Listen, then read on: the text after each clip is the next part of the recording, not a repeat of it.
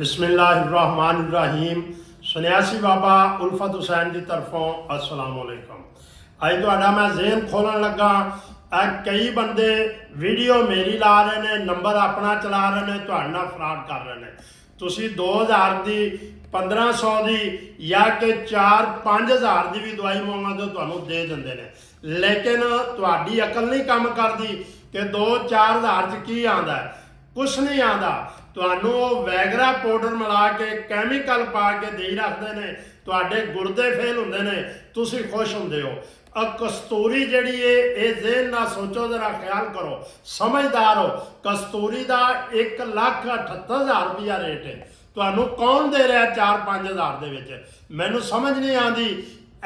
असल नंबरां ते मेरे राबता करो, तुहानू असल चीज़ मिले। असल चीज़ मिलेगी तो तुहानू ये फायदा होना है।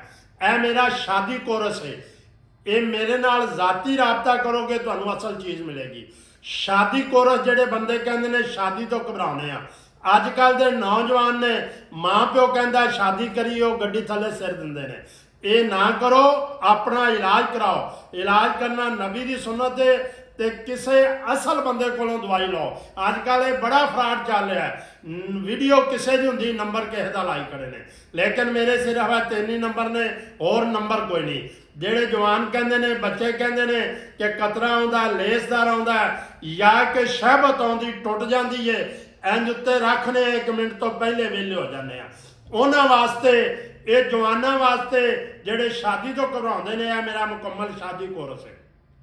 यह मजून है, यह मेदे दे वास्ते सफूफ है, यह मनी नूं गाढ़ा करने वास्ते सफूफ है, यह जनाब ये भी मसाने की ताकत वास्ते, यह भी मसाने नूं ताकत देगा, यह तिला लाने वास्ते।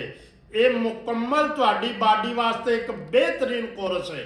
मेरे नाल राबता करो जे असल चीज़ लैनी है, किसी होर बंदे कोल नहीं फसना। शादियां भावें मेरे वालों 4 करा लिया जे, पर एक बारी मेरा कोर्स जरूर इस्तेमाल करो।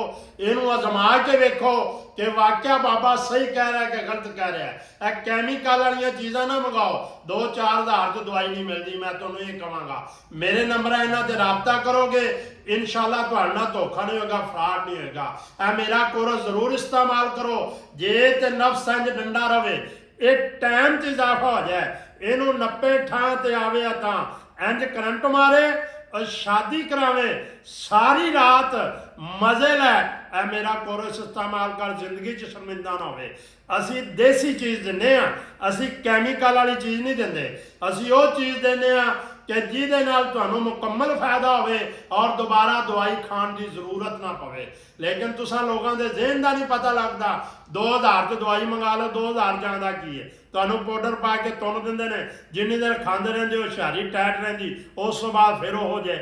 मेरा कोर्स करो, हाँ जिंदगी च एक बारी कर लो, दोबारा किसी दवाई की लोड़ नहीं पैगी। अल्लाह हाफिज़।